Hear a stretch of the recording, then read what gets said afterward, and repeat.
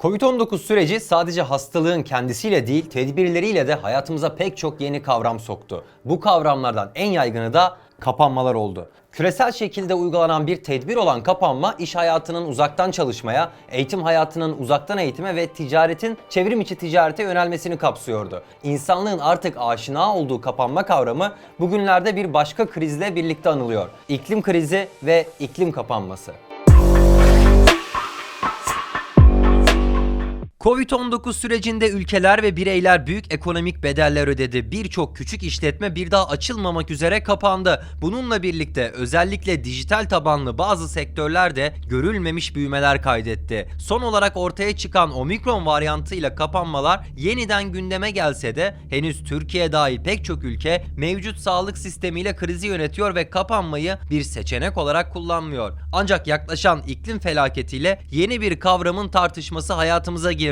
İklim kapanmaları. Peki iklim kapanmaları nedir ve tam olarak neyi kapsıyor? Dünya Sağlık Örgütü'nün bir bileşeni olan Herkes İçin Sağlık Ekonomisi Konseyi Başkanı ve University College London'da ekonomi profesörü olan Mariana Mazzucato 2020 yılında bir makale kaleme aldı. Makalenin başlığı iklim karantinasından kaçınmak. Makaleyi yayınlayan Project Syndicate sitelerinde belirtilen ortaklarına göre Açık Toplum Vakfı, Bill ve Melinda Gates Vakfı ve Mastercard Vakfı gibi kamuoyunca bilinen vakıflar tarafından fonlanmakta. Makalenin metni oldukça propagandist bir şekilde oluşturulmuş. Her şeyden önce iklim kapanmasını tartışmaya açmıyor. Onu zaten en başta kabul edilmiş bir şart olarak alıyor ve kapanmamak için neler yapmalıyız diyerek yapılması gerekenleri sıralıyor. Böylece okuyucuyu iklim kapanmasının gerekli ve yararlı olduğu yönündeki ön kabule zorluyor. Aslında oluşturulmaya çalışılan bu ön kabulün ipuçları Covid-19 sürecinde verilmeye başlandı. O süreçte uluslararası medyada yer alan pek çok makale Covid-19'un temel sebebini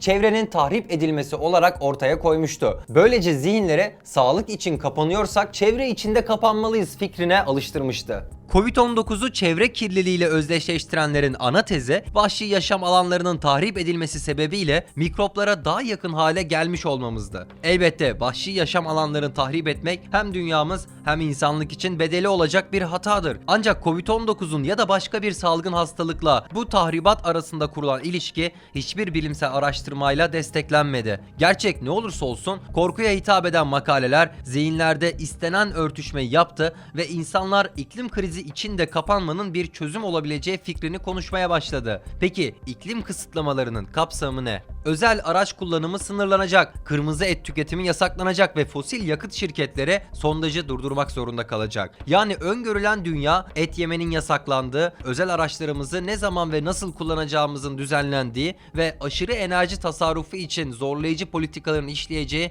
bir kapanmayı tarif ediyor. Örneğin uzun süredir dillendirilen hava yolculuğunun yasaklanması bu zorlayıcı politikalardan biri olabilir. BBC bu konuda yayınladığı bir makalede zihinlerimizi değiştirmeyi seçersek yavaş yolculuğun zevklerini bulabiliriz diyerek uçak seyahati alışkanlığını bırakmayı teklif ediyor. Tüm bu tabloya baktığımızda iklim kapanmalarının Covid-19 kapanmalarından çok daha katı olacağını öngörmek yanlış olmaz. Hastalık kaynaklı kapanmada sosyal mesafeyi oluşturmak yeterliyken iklim kapanmasının merkezinde gündelik yaşantımızda enerji tükettiğimiz her şey, hatta yediklerimiz bile yer alacak. Makale insanlara bu karantinanın çevreyi koruyacağı savını sunuyor. Verilere göre dünyanın en zengin %1'inin yaptığı karbondioksit salınımı en yoksul %50'nin yaptığı salınımın 2 katından fazla. Ancak makalenin hedefinde bu %1 değil, sıradan insan yer alıyor. Bu da odağın çevre olmadığı şüphesini doğruluyor ki makalenin kalanı zaten bunu söylüyor. Yazar böyle bir senaryodan kaçınmak için ekonomik yapılarımızı elden geçirmeli ve kapitalizmi yeniden yapılandırmalıyız diyerek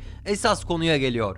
Büyük bir sıfırlamayla yeni bir yönetim modelinin inşası. Büyük sıfırlama kavramı ise dünyaya en fazla zararı veren %1'in neden iklim kapanması terimini bu kadar sevdiğini açıklıyor. Bu haliyle metin, çevreyi korumaya çalışan bir tedbir bülteninden çok insanlığa tehditler savuran bir ultimatuma andırıyor.